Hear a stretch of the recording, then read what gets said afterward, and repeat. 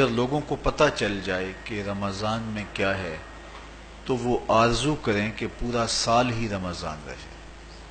اتنی برکتیں اور اتنی رحمتیں اللہ نے اس مبارک مہینے کے دامن میں ڈال دی ہیں۔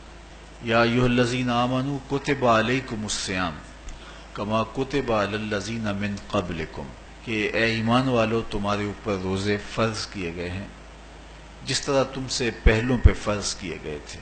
کیوں فرض کیے گئے؟ وجہ کیا ہے؟ لعلکم تتقون، تاکہ تم متقی بن جاؤ، تم پرہیزگار بن جاؤ۔ تو روزے کی فرضیت کا نتیجہ تقوی کا حاصل ہونا ہے، اتقاء کی دولت کا نصیب ہونا ہے۔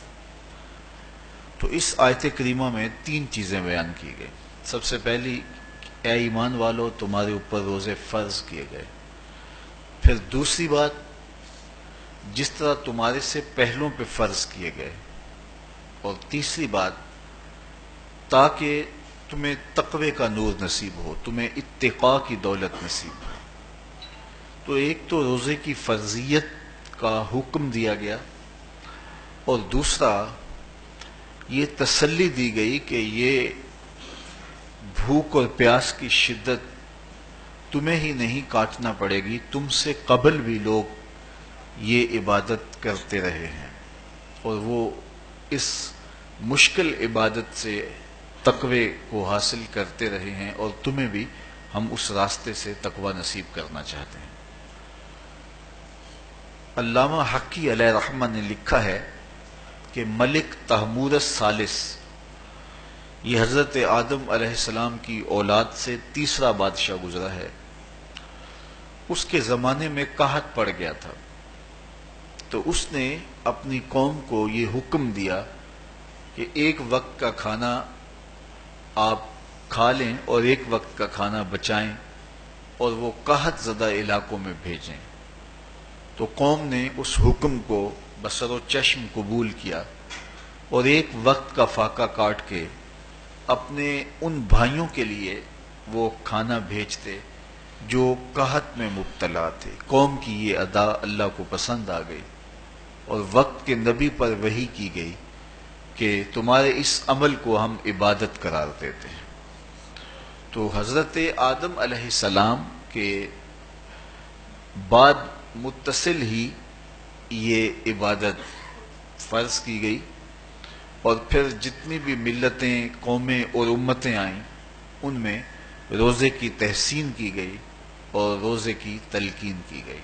روزہ اس لیے فرض کیا گیا کہ تمہیں تقوی نصیب ہو جائے، اتقاء کی دولت نصیب۔ اب سوال یہ ہے، کیا تقوی بھوک اور پیاس سے حاصل ہوتا ہے؟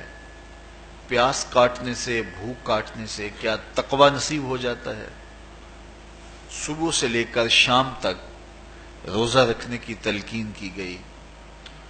یہاں ناروے میں اور مختلف ممالک کے اندر 20 گھنٹے کا روزہ ہے، اور ہمارے بھی یہاں 16-17 گھنٹے مسلسل شدت کی گرمی میں بھوک اور پیاس کاٹنا ہوتی ہے۔